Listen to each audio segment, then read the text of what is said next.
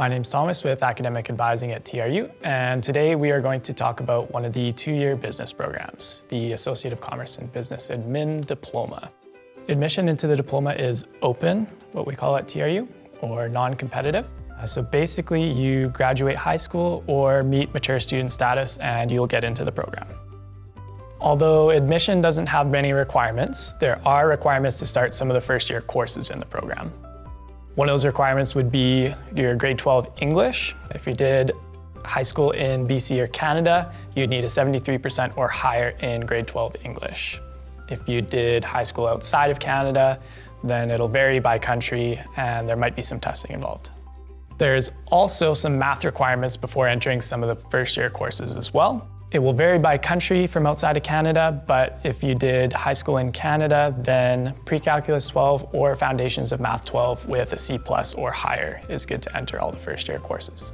This is what a typical first year would look like in the program. We have it set up for 5 courses per term, fall and winter, but you don't have to do all 5. If you want to do less than that, talk to us about sequencing to make sure everything's all right. You'll see on there you have a writing course each semester, an econ course each semester, and a math each semester, and then a couple of general business courses as well. And this is what your typical second year would look like. Again, this is 5 courses per term. If you're trying to get the diploma fully done in 2 years, this is what you would be looking at. You'll see the first couple of years of this program, very generally you get kind of 1 course from each subject area, if not 2, just to give you a good base for programs moving forward. There's a few different tools that you can use to help you plan your courses while you're in the program. One of them are our PDF checklists that we have online.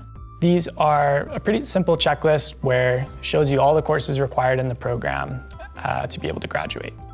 You'll see the first year courses on the left, the second year courses on the right, and then a couple electives in the corner there. For electives, this program has 2 different categories. There's social sciences and humanities. In the program, you'll have to do at least 2, and there is a little note where you can do more than 2 as well. Another tool that you can help plan your courses is called DegreeWorks. You can find it in My TRU, and it's essentially an online version of our checklists. So the software pulls in courses that you've already completed and shows you what requirements you still have left. In this example, you'll see the students got a lot of the first year courses done with the green check marks. You'll also see a course in progress with blue, and then another course in red that is still to be completed. I mentioned before that you can make substitutions for a couple courses with electives. DegreeWorks here shows the description where you can substitute out an elective for the calculus course. So if you haven't already, your next steps would be to apply for a program. Business has a few different diploma options available, so if you're unsure which one would be best for you, you can connect with somebody like Career Services.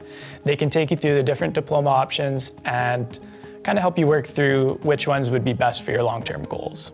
If you know what program you'd like to apply to, you can work with one of our Future Students teams to get your application done. There's a Future Students team for domestic students and then TRU World for international students. Once you've applied and been accepted, your next step would be to do some research on your own and look at some of the resources online. A few examples on the screen there are the calendar, some of our planning tools that we talked about, and then each faculty has their own websites as well, where you can look at different information on there.